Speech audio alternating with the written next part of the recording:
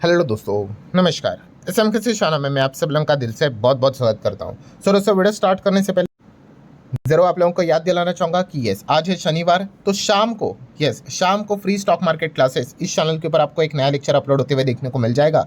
और लगे हाथ let's learn stock market and finance, इस चैनल को भी फॉलो कर लेना, क्योंकि कल है संडे, तो इस चैनल पर भी एक नया लेक्चर अपलोड होने वाला है।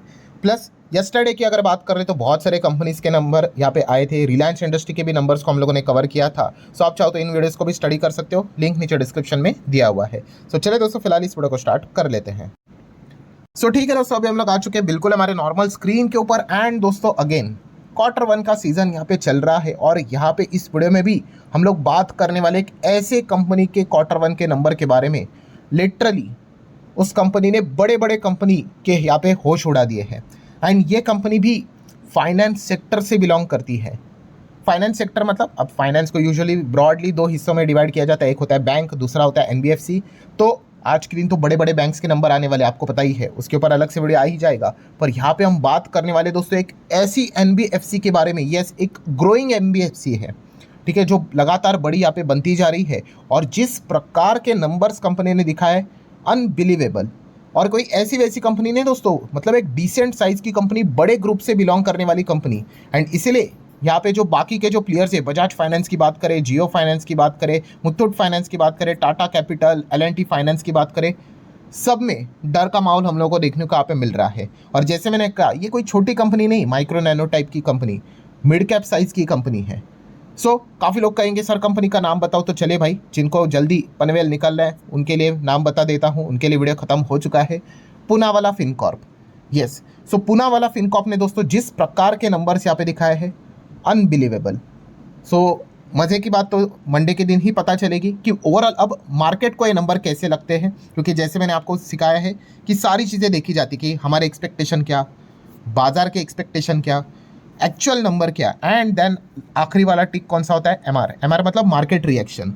सो उसके लिए तो सोमवार के दिन का इंतजार करना पड़ेगा। बाकी सारी चीज़ें तो मतलब अभी देख के ही पता चल जाता है भाई, कि जब नंबर्स इतने ह्यूज बड़े हमें देखने को मिल जाते हैं, मतलब कहते हैं ना हम लोग कि कुछ तो यहाँ पे कमियां निकालो, पर क्या कमियां निकाले, ऐसा सिचुएशन हमें देखने को मिल रहा है।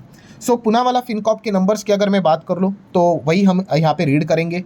तो आप यहाँ पे देख सकते हैं जून का सीक्वेंस, देन मार्च का सीक्वेंस, देन अगेन जून हमें देखने को मिल रहा है। मतलब जैसा हम पढ़ते हैं वैसे ही चीज़ें देखने को मिल रही है। डोंट वरी, मैं आपको कंपैरिजन करके भी बताऊंगा कि एक्चुअल वर्सेस एस्टिमेटेड, तो वहाँ पे तो आपको और क्लैरिटी यहाँ पे मिलेगी। बट ये पहले हम खुद से तो नंबर पढ़ ले। तो आप यहाँ पे देख सकते हो दोस्तों, डायरेक्टली कंपनी का टोटल इनकम के साथ ही शुरुआत करते हैं। अदर इनकम आप देख सकते हो 6 करोड़, 4 करोड़, इतना कुछ मतलब सिग्निफिकेंट उसमें हम लोगों को ऐसा पॉइंट नहीं है कि टोटल इनकम को बदल ले। बाकी जितना भी है रेवेन्यू फ्रॉम ऑपरेशन ही है, A B C D E, आप यहाँ पे देख सकते हो। सो डायरेक्टली टोटल इनकम के साथ स्टार्ट करेंगे। कितना है टोटल इनकम, तो आप यहाँ पे खुद देख सकते हो, जो भी ये फिगर से करोड़ में है। सो 2336 या फिर 37 करोड़, राउंडेड आप चाहो तो वैसे कह सकते हो। देन 2120 करोड़ 3 महीने पहले, और एक साल पहले 1300 करोड़। तो आप देख सकते हो 1300 करोड़ 2300 करोड़ हो गया। और 3 महीने पहले 2120 करोड़ था, 2336 करोड़ हुआ।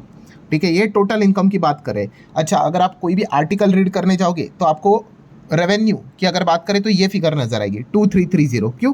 क्योंकि अदर इनकम वाली चीज़ें वो कंसिडर नहीं करते हैं। ठीक है, तो ये भी पॉइंट मैं आपको लगे हाथ यहाँ पे बता रहा हूँ। तो चलिए, इनकम तो देख लिया, क्वार्टरली ईयरली तो बढ़िया है, बट इतना इनकम करने के लिए आपको खर्चे भी करने पड़ते। तो ये रहे सारे खर्चे। सो खर्चे कितने हैं तो आप देख सकते हो, 1925 करोड़ का खर्चा इस वक्त, लास्ट टाइम 1779 करोड़ का खर्चा, और एक साल पहले 1230 करोड़ का खर्चा। सो ठीक है, इनकम से एक्सपेंस हटा देंगे, क्या मिलेगा, प्रॉफिट मिलेगा या फिर लॉस मिलेगा। तो आप देख सकते हो बिना किसी एडजस्टमेंट का प्रॉफिट कितना है, 411 करोड़, जो कि 3 महीने पहले था 341 करोड़, और एक साल पहले था केवल 83 करोड़। सो आप अंदाज़ा लगा सकते हो दोस्तों, 80 का रेंज का प्रॉफिट 400 के रेंज पे आ गया। अगर आपका मैथ्स गणित अगर अच्छा है तो आप इजीली अंदाज़ा लगा सकते हैं कि कितने गुना हमें जंप देखने को मिल रही है। और 3 महीने पहले 341 था, जो 411 हुआ है। बट चलिए, ये तो टैक्स देने का पहले का प्रॉफिट है, टैक्स भी दे देते हैं सरकार को। आप यहाँ पे देख सकते हैं टैक्स के एडजस्टमेंट के बाद हमें क्या मिलेगा, final profit. So final profit कितना है तो आप देख सकते हैं, profit after tax, profit for the period और द ईयर। तो राउंडेड फिगर पकड़ लेते हैं, जो कि आप देख सकते हो 8 करोड़, जो कि 3 महीने पहले कितना था 255 करोड़, और 1 साल पहले केवल 63 करोड़, राउंडेड ले ले रहा हूँ, 63 करोड़, 60 करोड़ के आसपास चलने वाला प्रॉफिट 300 पार कर गया, 300 पार। ठीक है, मतलब आप अंदाजा लगा, यस 3 से 4 गुना प्रॉफिट में हमें year on year basis jump देखने को मिल रही है। ठीक है, एंड क्वार्टरली भी आप देख सकते हो 255 से 308। ठीक है, ये इतनी बड़ी जो जंप होती है 3 गुना, 4 गुना, 5 गुना, वो भी इतनी बड़ी कंपनी में, वो ईयरली आपको देखने को मिलेगी। क्वार्टरली तो धीमे धीमे करके, बट क्वार्टरली भी कंपनी ने काफ़ी इंप्रेसिव नंबर दिखाए हैं। सो इतना ज़बरदस्त परफॉर्मेंस यहाँ पे नज़र आया है। और रही बात यहाँ पे ईपीएस की, तो ईपीएस तो भाई अल्टीमेटली जैसा आपका प्रॉफिट वैसे ही रहेगा। 3.55 का ईपीएस 3 महीने पहले था 3.15, एंड 1 साल पहले नॉट इवन 1.81 का ईपीएस था। सो 0.81 का ईपीएस 3.55 चला गया, 3.15 का ईपीएस 3.55 चला गया, मतलब कमाल का परफॉर्मेंस। एंड जैसे कि हम सभी लोगों को पता है कभी कभी एडजस्टमेंट रहते हैं, एबनॉर्मल एडजस्टमेंट, एक्सेप्शनल आइटम, ऐसी कोई भी चीज़ नहीं है। Pure revenue from operation, company की जो ओरिजिनल बिजनेस से होने वाली जो कमाई है, वही हम लोगों को क्वार्टर ईयरली ज़बरदस्त देखने को मिल गई। वही चीज़ प्रॉफिट तक भी आई और वही चीज़ अर्निंग तक भी आई। सो एकदम कमाल का परफॉर्मेंस पुनावाला फिनकॉर्प ने यहाँ पे दिखाया है। बट पिक्चर अभी भी बाकी है मेरे दोस्त। क्यों? यस, कुछ लोगों को समझ में आया होगा, हम फाइनेंस कंपनी के नंबर्स को स्टडी कर रहे हैं। सो एनपीए को भी हम लोग ज़रूर स्टडी करते हैं। सो एनपीए मतलब आपको पता है एनबीएफसी में एनपीए लिखा जाता है, या फिर क्या लिखा जाता है? यस, स्टेज 3 लिखा जाता है। स्टेज 3 मतलब वही एनपीए ही रहता है। सो स्टेज 3 की अगर बात कर ले तो कितना परसेंटेज बताया है? 1.37%। ये स्टेज 3 से रिलेटेड चीज़ें उन्होंने यहाँ पे बताया, मतलब ग्रॉस एनपीए बताया है। अब 1.37% का हम अचार डाले, ऑब्वियसली इसको क्या करना पड़ेगा? यस, पिछला एनपीए कितना था उसके साथ कंपेयर करेंगे तो पता चलेगा। और एनपीए का कम होना अच्छा होता है कि बढ़ना अच्छा होता है? कम होना अच्छा होता है। सो यहीं पे मैं आपको बताना चाहूँगा कि लास्ट टाइम मतलब इसके पहले क्या था? Q4 था। Q1 के पहले 4 ही रहता है, 1 2 3 4 1 2 3 4 चलता है। तो Q4 का एनपीए कितना था? जी एनपीए 1.44 था। सो ये 1.44 कितना हो गया? 1.37। अच्छा है कि बुरा है? अच्छा है। और 1 साल पहले, 1 साल मतलब Q1 ही था ना, 1 साल पहले का, यस, तब का एनपीए कितना था? तब का एनपीए था 1.84। सो अभी का कितना है? 1.37। मतलब 1 साल पहले का एनपीए से भी ये वाला एनपीए कम, और 3 महीने पहले 1.44 था उससे भी ये वाला एनपीए कम। मतलब जैसे मैंने शुरुआत में आपको क्या कहा कि हर एक चीज़ हमें बढ़िया नज़र आई है, कोई मार्क्स कट करने वाला स्कोप ही नज़र यहाँ पे नहीं आ रहा है, जो कि आप यहाँ पे देख सकते हैं। रेवेन्यू बढ़िया, प्रॉफिट, अर्निंग्स, एनपीए, सब कुछ बहुत ही कमाल का परफॉर्मेंस हम लोग को देखने को यहाँ पे मिल चुका है। सो चलिए, फिर भी एक इंपॉर्टेंट चीज़ क्या होती है? यस, एक्चुअल वर्सेस फोरकास्ट, उनका नंबर्स को अभी मतलब हम कंपेयर करके देखेंगे।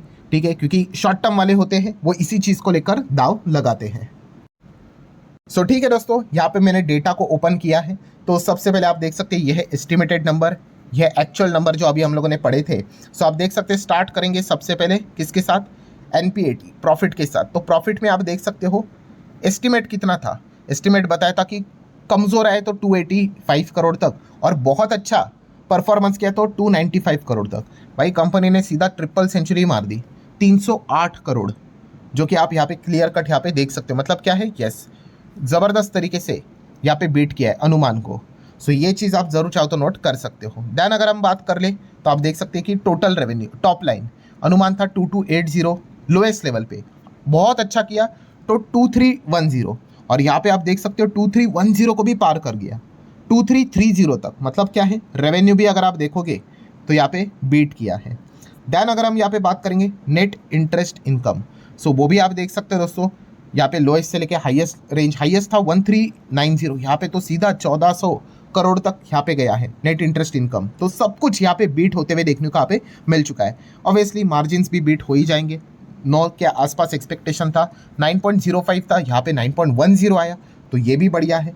ओवरऑल कंपनी का असेट अंडर मैनेजमेंट की बात करें, 66,500 करोड़ का अनुमान था हाईएस्ट लेवल पे, 67,000 करोड़ को पार कर गया। देन जीएनपीए की अगर बात करें, अनुमान था 1.4, 1.45, अभी हम लोगों ने देखा 1.37, जितना कम होगा उतना अच्छा है। और नेट एनपीए तो भाई एडजस्टमेंट के बाद ठीक है, खास करके जीएनपी की ओर ही ध्यान रहता है, बट चलिए ये भी आप देख सकते हो अनुमान से हम लोग को कम ही देखने को यहाँ पे मिला है।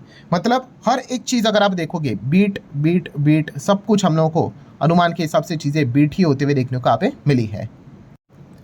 सो ठीक है दोस्तों, पूना वाला फिनकॉर्प के जो नंबर्स थे वो मैंने स्टडी यहाँ पे किए, आपके सामने रखे। ऑब्वियसली ओवरव्यू किया, आप ऐसा भी यहाँ पे कह सकते हो। सारी चीज़ें तो बढ़िया नज़र यहाँ पे आ रही है। ऑब्वियसली अब बता कौन सी चीज़, market reaction. So market reaction देखना मतलब क्या, बड़े प्लेयर्स को कैसे लगे ये नंबर, ये देखना एक इंटरेस्टिंग पार्ट यहाँ पे रहने वाला है। उसके लिए तो भाई सोमवार के दिन का ही इंतजार करना पड़ेगा। बट येस, इंप्रेसिव पॉइंट ये है कि ये कोई ऐसी वैसी कंपनी नहीं, 40,000 करोड़ से भी बड़ा का मार्केट कैप वाली कंपनी है, एक मिड साइज की कंपनी है। और उस कंपनी ने बिना किसी यहाँ पे एरे गेरे एडजस्टमेंट के बावजूद इतना बड़ा परफॉर्मेंस दिखाया है। सो ये देखना एक काफ़ी इंटरेस्टिंग पार्ट ज़रूर रहेगा कि बाजार को ये नंबर कैसे लगते हैं।